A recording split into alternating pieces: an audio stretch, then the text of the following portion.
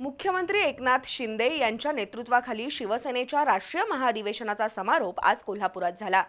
अधिवेशनाच्या पहिल्या दिवशी शुक्रवारी प्रमुख नेत्यांनी माजी मुख्यमंत्री उद्धव ठाकरे यांच्यावर सडकून टीका केली।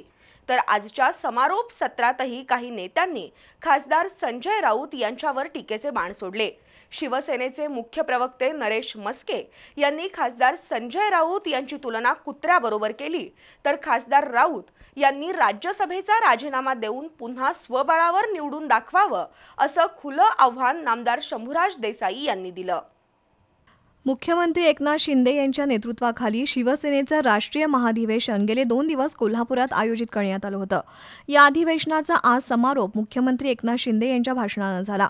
माजी मुख्यमंत्री उद्धव ठाकरे यांच्यावर शिंदे यांनी सडकून टीका केली, तर काही प्रमुख नेत्यांनी खासदार संजय राऊत यांचा खरपूस शब्दात समाचार घेतला।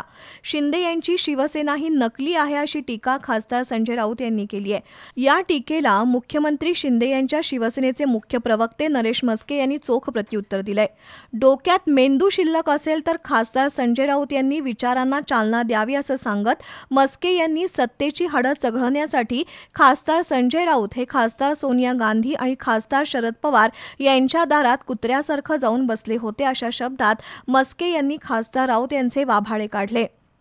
काँग्रेस बरोबर शरद पवारांबरोबर की ज्यांनी आयुष्यभर शिवसेना संपवण्याकरता प्रयत्न केले, त्यांच्याबरोबर खुर्चीसाठी महाआघाडी केली।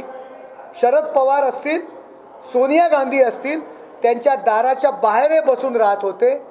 याला चाटुगिरी बोलायची की नाही हा प्रश्न मी संजय राऊतांना विचारेल।